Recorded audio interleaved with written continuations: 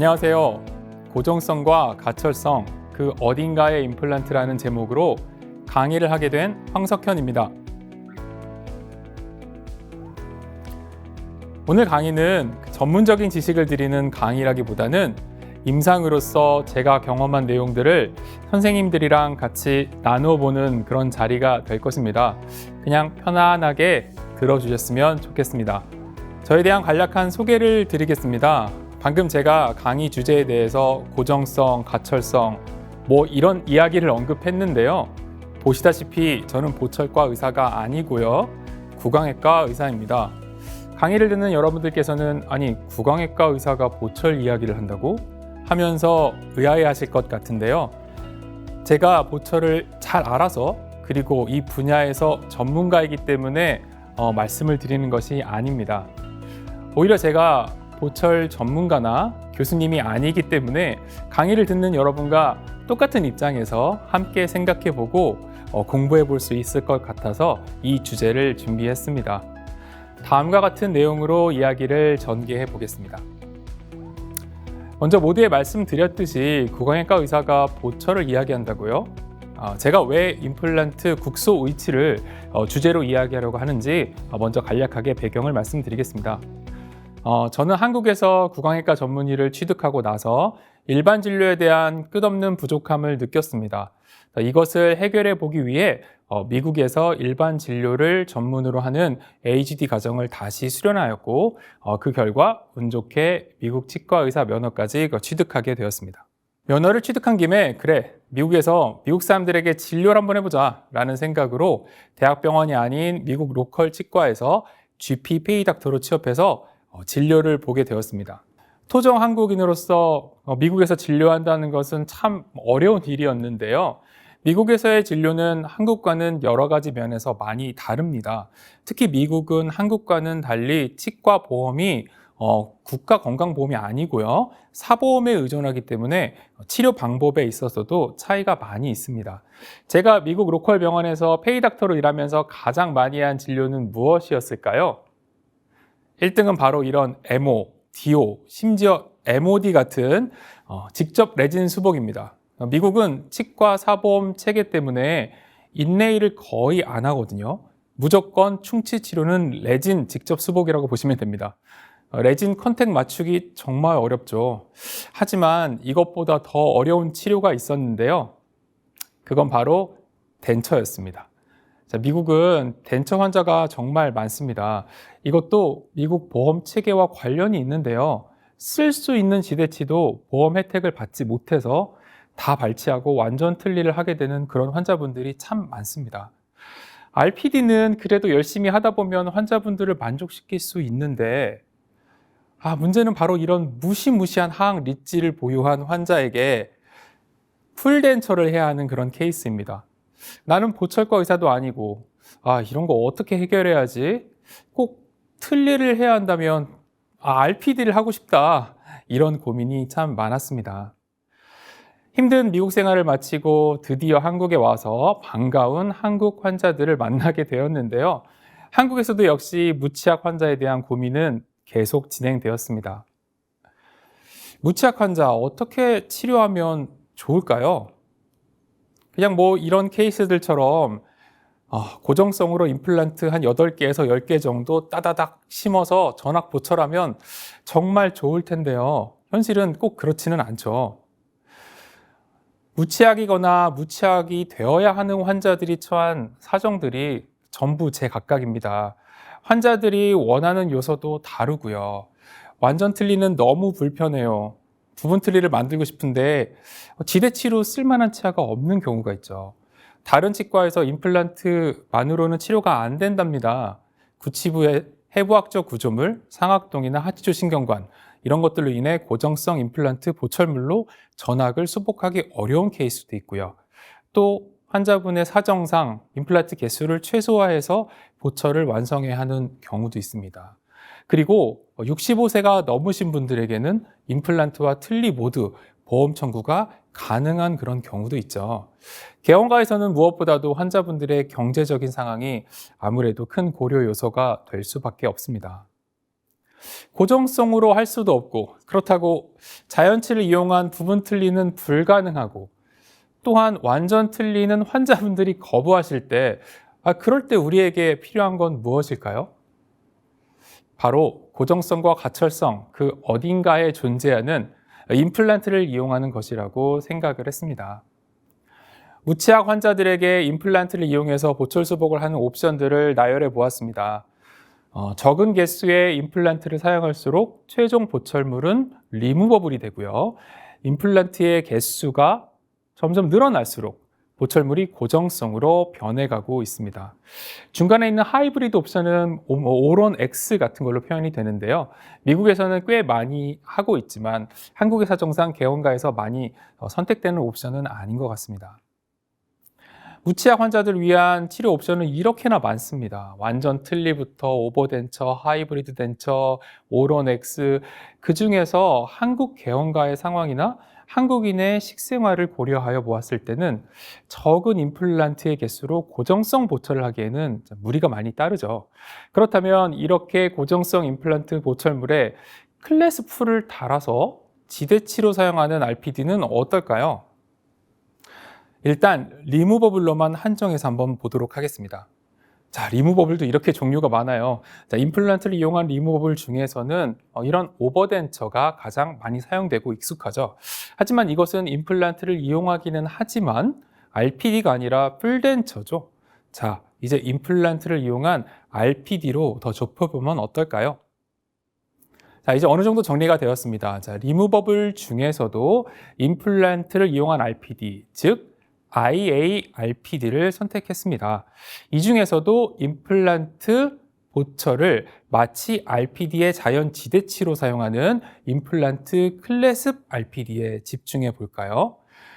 미국에서는 미국의 보험 체계 때문에 인레이를 안 하고 레진 직접 수복을 한다고 했죠. 자, 그럼 한국에서도 우리나라 건강보험의 특성상 다음과 같은 환자들의 니즈를 고려할 필요가 있겠네요. 자, 그것이 바로 임플란트 클래습 RPD, 임플란트 국소 위치가 되겠습니다. 그럼 왜 임플란트 국소 위치인가요? 특히 임플란트 국소 위치는 보통 4개의 고정성 임플란트 지대치를 만들고 클래스프를 이용한 국소 위치를 제작하는 방법입니다. 다음과 같이 잔존 치아가 있는 65세 이상의 환자에게 임플란트를 식립하고 RPD를 제작한다면 임플란트와 틀니 모두 건강보험 혜택이 가능하므로 혜택을 받을 수 있는 환자들의 동의를 더 잘 받을 수 있는 유용한 치료 옵션이 될 것입니다. 부끄러운 증례지만 임플란트 국소 위치로 치료를 완료한 제 임상 케이스를 한번 같이 보겠습니다. 이 환자 같은 경우 완전 틀니는 무조건 싫으시고 임플란트를 몇 개만 심어서 쨍쨍한 틀니를 만들어 달라고 하시는 분이셨어요. 잔존곤도 나쁘지 않아서 고정성 임플란트를 추천해 드렸는데 역시나 경제적 사정을 이유로 환자분은 상하하게 4개씩의 임플란트를 심고 RPD를 제작하는 임플란트 국소 위치를 선택하셨습니다. 상악은 전악 발치 후에 14번, 15번, 그리고 24번, 25번에 오스템 BA 임플란트를 식립하였습니다. 하악은 비교적 양호한 하악 전치부만 남겨두고 잔존 치근을 발치하였습니다. 이후 34번과 35번, 그리고 43번과 44번에 역시 오스템 BA 임플란트를 식립하였습니다. 3개월의 치유 기간을 거치고 지대치를 위한 임프레션을 체득하였고요. 이후 최종적으로 서베이드 보철물을 제작한 다음 보철물을 딜리버리 하기 전에 보철물을 시적한 채로 RPD 인상을 체득하고 RPD 작업에 들어갔습니다. 최종적으로 상악은 4개의 임플란트를 지대치로 이용을 하고 하악도 4개의 임플란트를 지대치로 이용을 해서 각각 임플란트 국소 위치를 제작하였습니다. 자, 임플란트 국소 위치를 딜리버리 하였던 사진입니다. 환자분은 임시 틀니 상태에서 식사도 제대로 못 하시고 굉장히 불편감이 많으셨는데 최종 임플란트 국소 위치를 착용하시고는 원하시던 아주 짱짱한 틀니가 생겼다며 매우 행복해 하셨습니다. 두 번째 케이스입니다. 자, 이분도 역시 전화기 호플리스 상태로 상악 전악 발치가 필요한 그런 상황이었습니다. 환자와 상담할 때 나이가 너무 젊어서 틀니보다는 고정성 전악 임플란트를 추천해 드렸는데요.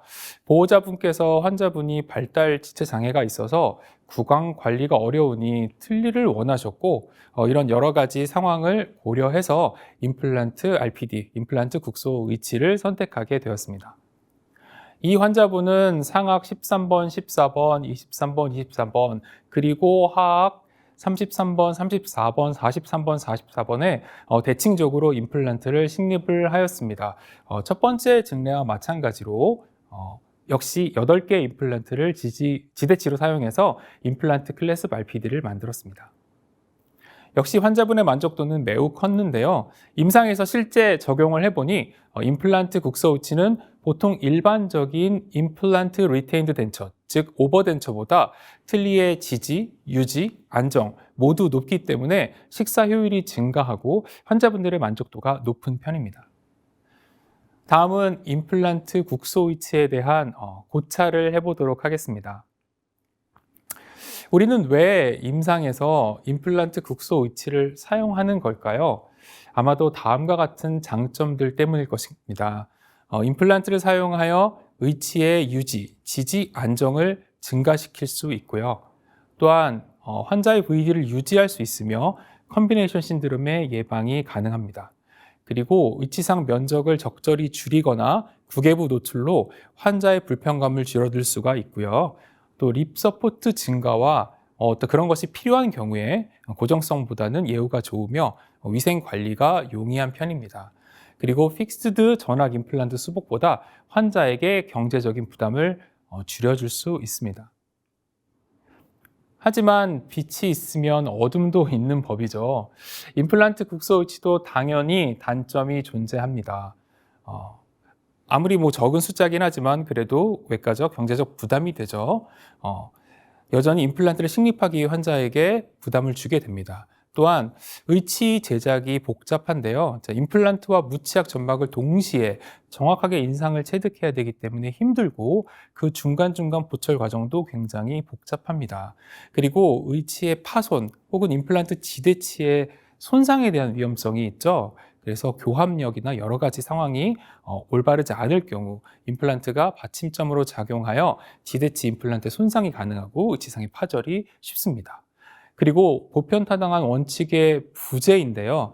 아직 이런 증례들을 활용한 RPD 수복에 대한 롱텀 연구나 데이터가 부족한 것이 사실입니다. 만약에 다음과 같은 임플란트 국소의치의 단점들을 무시하고 임플란트 국소의치의 좋은 점만을 바라본다면, 그리고 무턱대고 치료를 시작한다면 어떤 결과가 있을까요? 제 부끄러운 케이스를 하나 소개해 드리겠습니다. 자, 이 환자를 보실까요? 다음과 같은 상태로 치과에 초진 내원하였습니다. 하악은 기존 임플란트가 있으니 최대한 고정성으로 치료하시길 원하셨고, 상악은 임플란트를 최소화해서 틀니와 함께 치료하시기를 원하셨어요. 엑스레이를 보시면 상악의 잔정골도 별로 없고 골질은 매우 낮으며 상악동도 함기화되어 있는 그런 모습을 볼 수가 있습니다. 일단 상악은 완전 틀니를 권해드렸으나 몇 개라도 임플란트를 해서 치료를 하고 싶다고 하셔서 상악 견치와 소구치 부위, 대칭되는 곳에 임플란트를 식립하려고 계획을 했습니다. 하지만 잔정골의 골 양과 폭이 너무 적어서 그나마 가능한 위치를 찾다가 심은 곳이 21번, 23번이었고 14번 자리와 17번 자리에 억지로 상악동 수술을 하고 임플란트를 식립하였습니다. 이때 멈추고 계획을 변경했어야 했는데 이미 환자분께는 임플란트를 4개 심고 임플란트 RPD를 만들어 주겠다 이렇게 약속을 한 이유라 일단 진행해 보기로 하였습니다. 어찌 상악의 2차 수술을 할 때쯤에 하악은 고정성으로 보철을 마무리했고요. 20번 때는 임플란트의 고정이 좋지 않아서 환자분에게 비용도 받지 않고 브릿지로 연결을 해드렸습니다. 10번 때까지 브릿지를 무상으로 해드릴 수는 없고 ISQ가 75 이상 나와서 14번과 17번은 그냥 싱글 지대치로 두었습니다. 이제 지제치들이 준비가 되었으니 임플란트 국소 의치를 딜리버리만 하면 그런 되는 상황인데 뭔가 벌써 불안하죠? 네, 임플란트 국소 의치를 딜리버리하고 단지 2달 만에 저렇게 14번이 로딩을 못 견디고 빠지게 되었습니다. 20번대 브릿지도 이 상태로 계속 힘을 받으면 위험할 수 있겠다고 판단하였습니다. 부랴부랴 그나마 뼈가 있는 27번과 28번 위치에 겨우 고정을 잡아서 2개의 임플란트를 추가 식립하였습니다. 이렇게 우여곡절 끝에 5개의 임플란트를 지대치로 하는 RPD를 새로 만들었습니다. 환자분께는 최종적으로 새로운 임플란트 국소 의치를 제작하여서 부끄럽지만 케이스를 마무리해 드렸습니다. 환자분은 고생은 많이 하셨지만 치료 이후에는 현재까지 만족하시면서 임플란트 국소 의치를 사용하고 계십니다. 아주 다행이죠.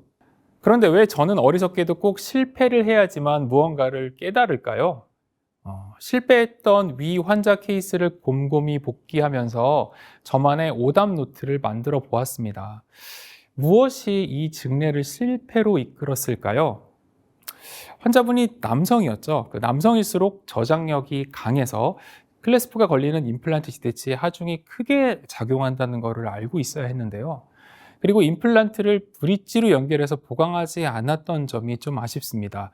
14번 싱글 지대치 하중이 심해져서 결국 탈락하고 말았죠. 대합치를 고려했어야 했습니다. 대합치는 임플란트가 포함된 브릿지고 고정성 보철이기 때문에 상대적으로 골질이 낮은 상하계 임플란트 RPD의 지대치에는 아마도 더 큰 무리가 있었을 겁니다.